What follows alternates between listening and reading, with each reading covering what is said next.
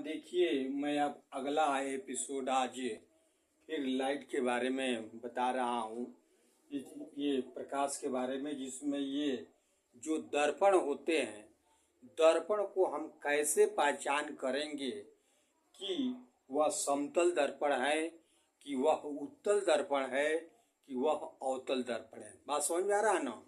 तो उसको हम लगभग दो तरीके से उसको हम पहचान कर सकते हैं। एक आप लोगों का देखिए, उसको छू करके, स्पर्श कर करके, और दूसरा ये देखते कि उसका प्रतिबिंब अर्थात उसमें चित्र उसका कैसे बनता है। उस तरीके से हम इस दर्पणों का हम पहचान करते हैं।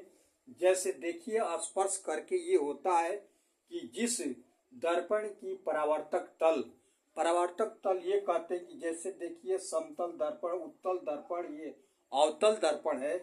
तो इधर पेंट किया हुआ है, जिधर पेंट न किया गया हो उसको हम कहते हैं परावर्तक तल।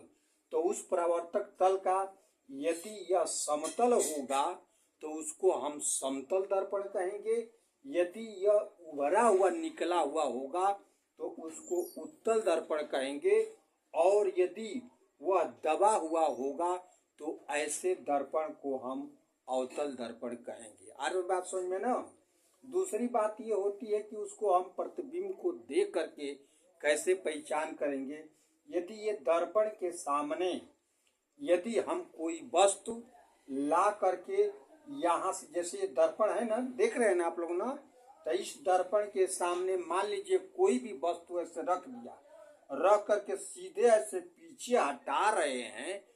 यदि हटाने पर उसका प्रतिबिंब सीधा हो और वह छोटा होता जा रहा हो, ऐसे दर्पण को हम उत्तल दर्पण कहते हैं।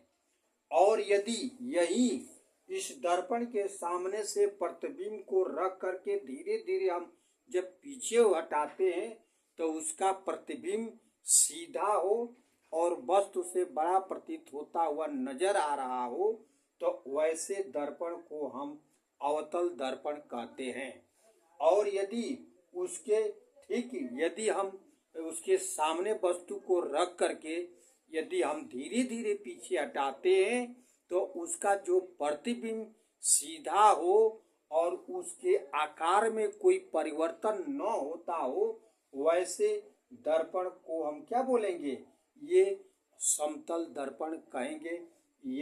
इसी तरीके से दर्पण को देख करके, हम छू करके या उसका प्रतिबिंब देख करके हम कह सकते हैं कि यह कौन सा दर्पण है। ये बात आप लोगों को समझ में आ रहा ना हो?